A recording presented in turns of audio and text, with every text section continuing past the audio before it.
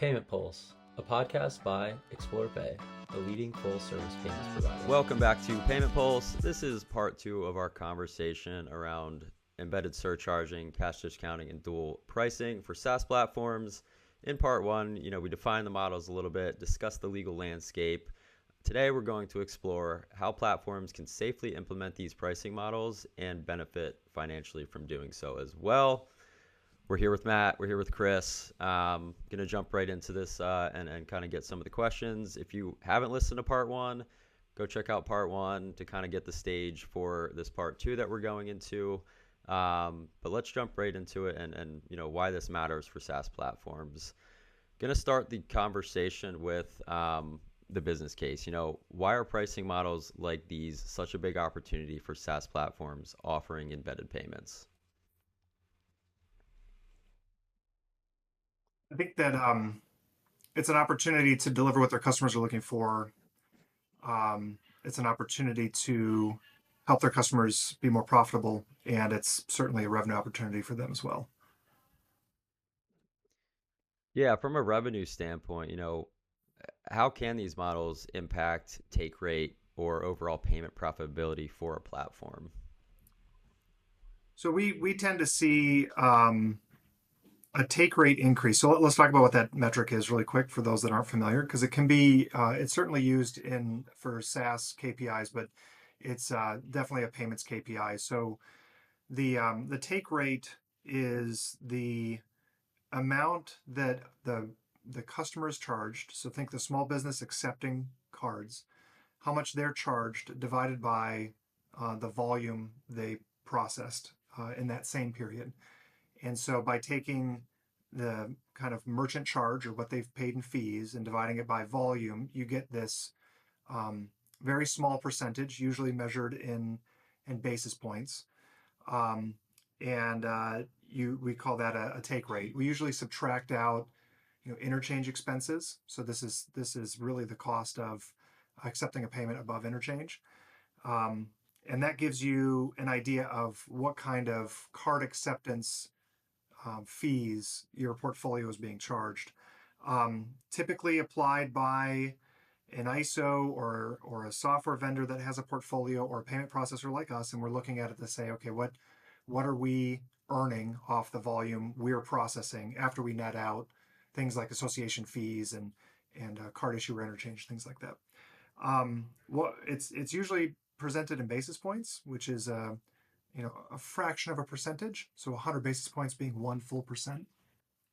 And what we see is portfolios that have adopted something like surcharging or dual pricing is going to be a much higher take rate. So in some cases, it could be 10, 20 basis points higher. In some cases, it could be 30 or 40 basis points higher.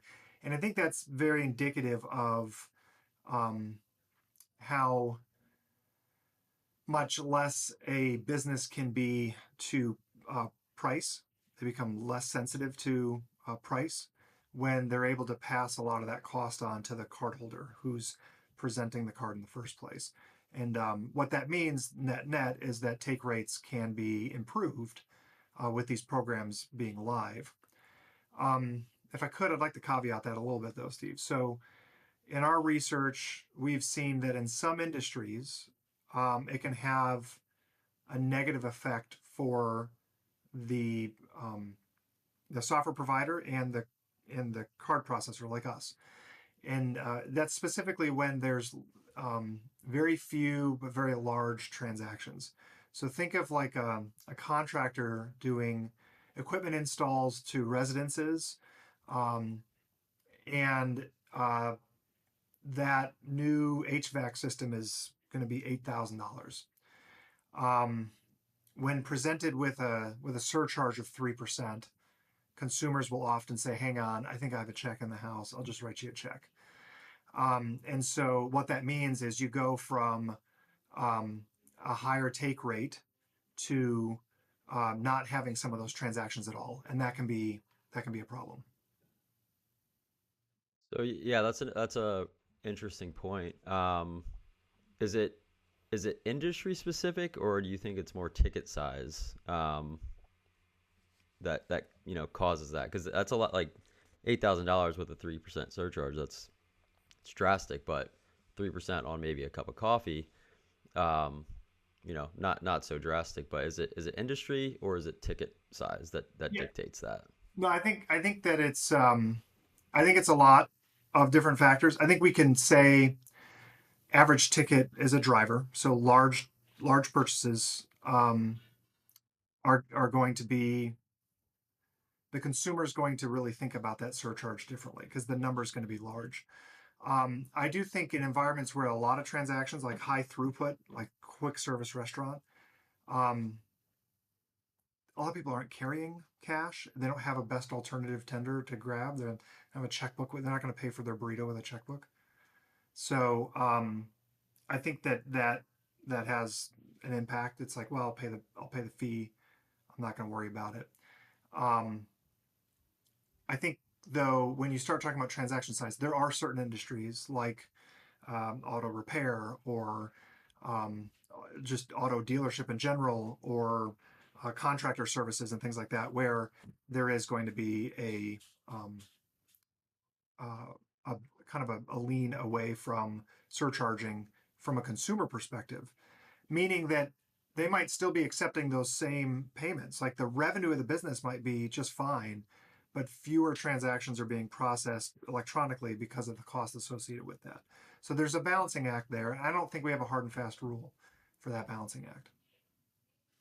Gotcha. No, that's a helpful detail there. Um, let's start, kind of get into building for compliance here a little bit.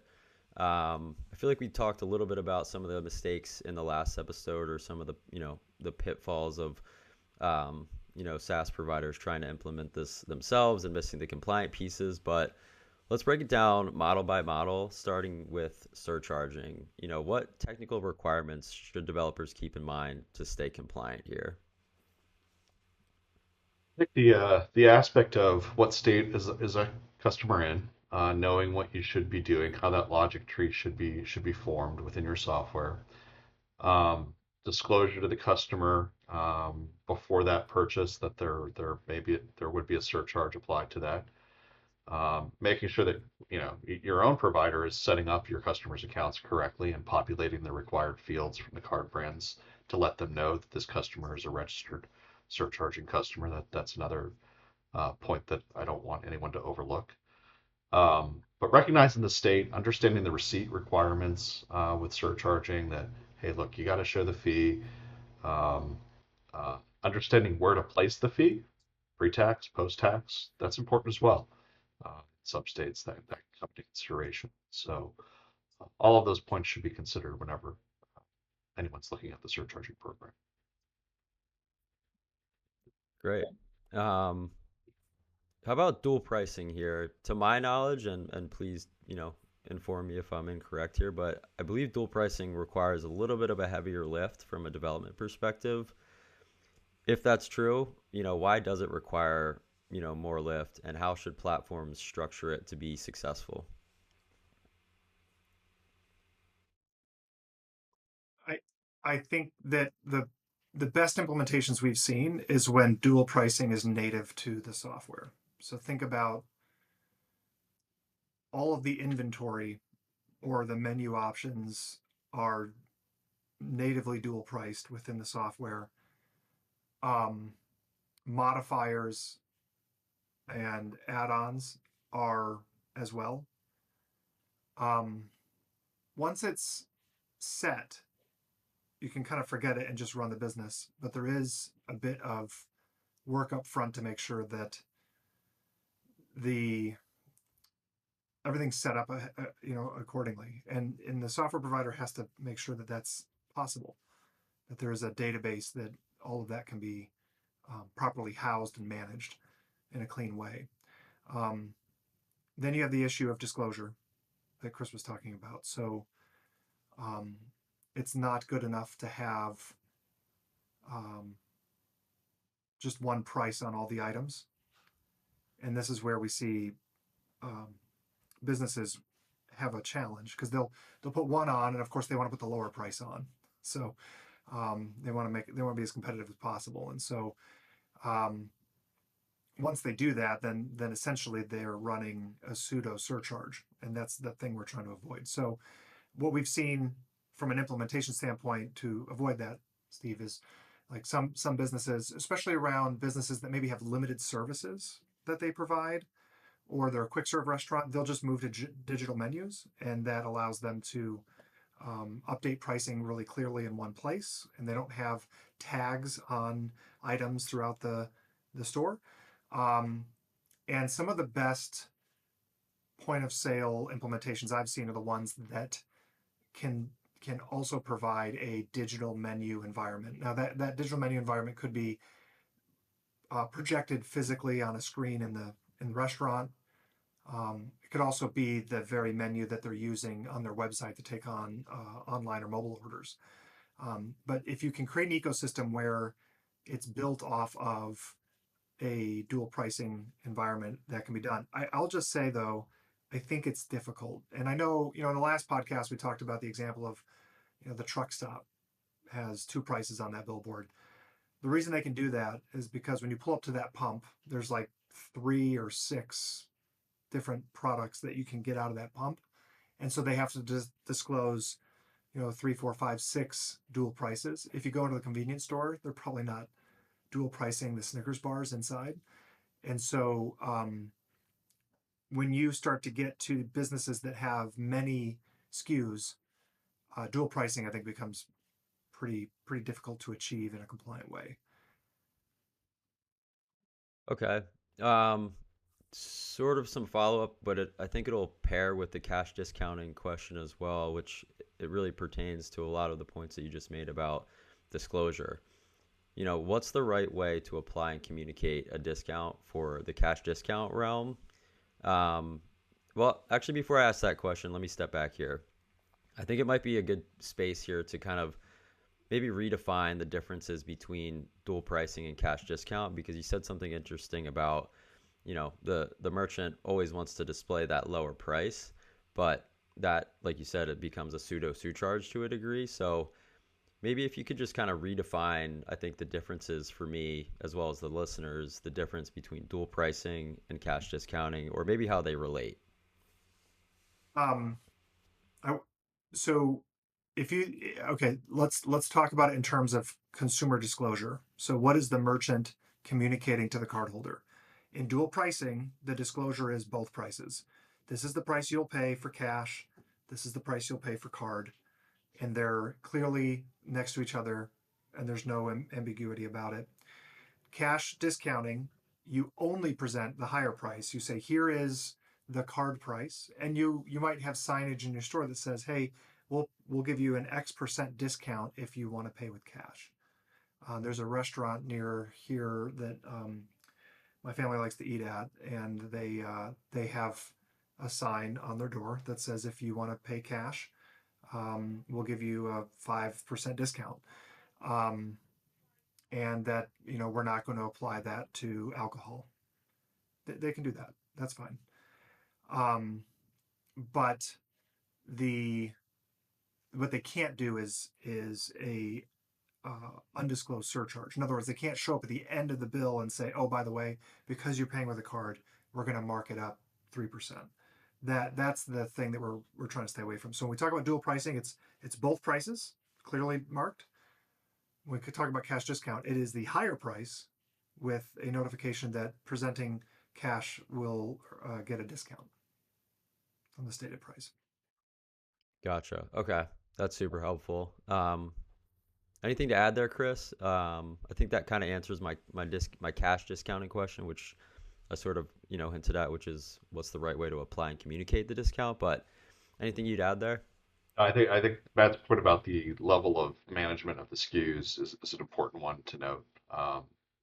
Successful ISV providers that have software that manages at that level uh, won't have as big of a challenge in getting dual pricing installed within their customers' accounts. I think one of the things also, dual pricing and cash discounting, you can almost talk about them in the same breath. But the biggest delineator is, where are you starting at your cash discount? Start at the higher of the two. Make it feel like a discounted experience. cash discounting is a discount experience. It should be felt that way by the consumer as well. That's a great point, because I was just going to ask, what might push, a merchant or a software to offer one versus the other. But I think, like you said, it really comes down to the experience, and in some capacity, it's a sales and marketing, stretch, because you feel like you're getting that discount. So that's a really helpful point there. The simplest version of this from an implementation standpoint is raise all your prices and present a cash discount. But you're asking the business to raise all their prices, and they have a competitive environment. There are restaurants down the road that have similar or alternative products for lunch if you're in a lunch area, or dinner if you're in a dinner area. Like, it's easy for us to sit with a partner in the software space and say, oh, well, you know what they can do? They just raise all their prices and offer a cash discount. Oftentimes they have loyal customers that come back, and they're price sensitive, especially these days where prices have been going up for a lot of reasons. And so it can be cleaner implementation wise, but there's a cost to it. And you don't want to, a lot of, especially small businesses, they have loyal customers, but they're also loyal to their customers. And so they see it as kind of the last resort. The last thing I want to do is have to raise my prices again. I had to do that last year when the price of whatever went up. And so it is a balance of ease of implementation and management, but also just the psychological impacts on the business of raising all your prices. Would you say that's kind of another reason why surcharging has actually, gained more traction, just because of the fact to increase prices? Obviously, surcharging is a reverse experience to a discount, but would you say that's another reason? I've talked to business owners about this. It's not a statistically significant survey or anything, but in the few that I've talked to, there is a stark difference between raise all my prices and discount for cash versus keep all my prices where they are and implement a surcharge program for cards. And the math can work out, assuming the merchant's in a location where surcharging is allowed and all that, the math can be exactly the same, but the psychology is very different. Gotcha. Yeah. No, that's a helpful insider scoop there from some merchant insights. So cool. Let's move on to, some of the guardrails and platform flexibility, and how that comes into play here. But how can a platform's design choices, like limiting fee types or guiding merchant settings, actually help prevent non-compliant use? So I have some ideas. I don't know that I have the definitive list. I think it's so one feature we've seen, we talked about this before. One feature we've seen used and abused in this area is just generalized fee categories. So somebody creates a kitchen fee or a service fee, or we've seen some pretty creative fee names.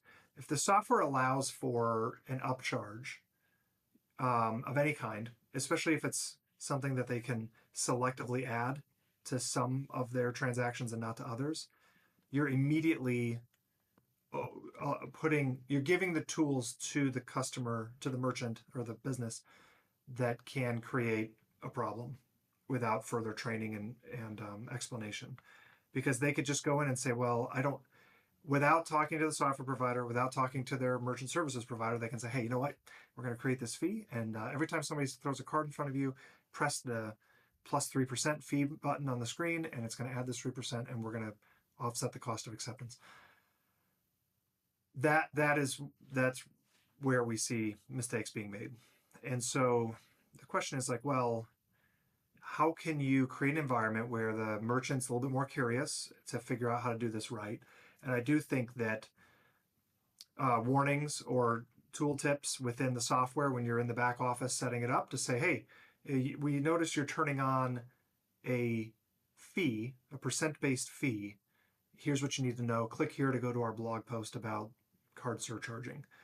And then it's on the software provider and their card processing partner to get the most current, up-to-date, accurate information about whatever program that software provider is planning to deliver.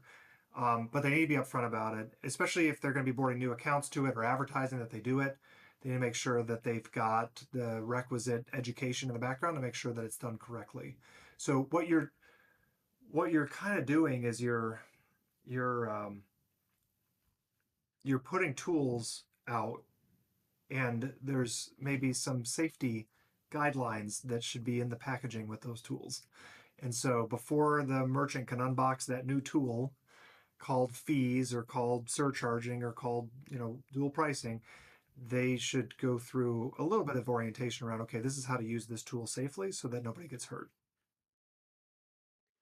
Great. Yeah, no, that's kind of brings up another question here, which I think will hopefully help wrap up this episode and really this point, or not point, but this trend with surcharging and cash discounting, dual pricing again for SaaS providers. But I want Chris to kind of start out with this one, and then we'll toss it back to you, Matt, to just kind of fill in any details outside of the risk perspective, because I know there's some things that we mentioned earlier in this episode and last episode about what we do to help support. But Chris, what support should SaaS platforms expect from a payments partner to help manage these models successfully? I think it comes down to during their selection process of the provider, test the provider's knowledge. Look at what they're offering in terms of these programs: cash discount, dual pricing, surcharging.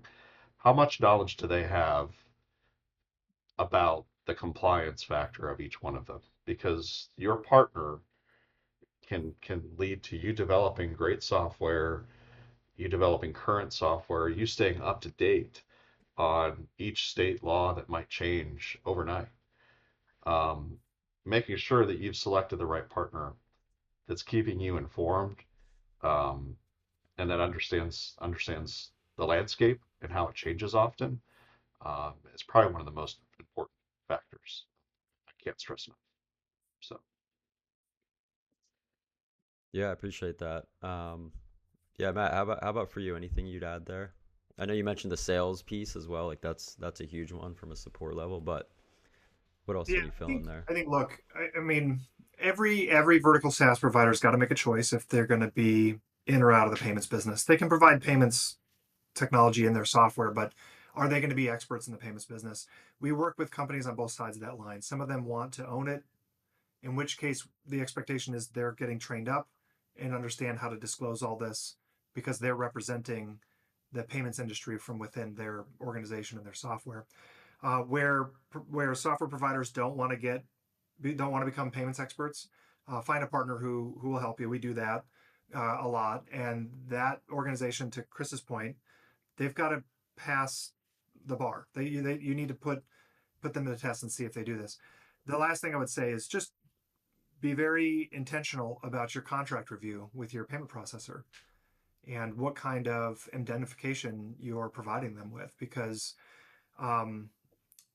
there are financial implications to noncompliance. And if not done properly, I could see a software provider not kind of sleepwalk their way into taking responsibility for their payments program, not being equipped to do it properly, and then financially being on the hook if something does go awry.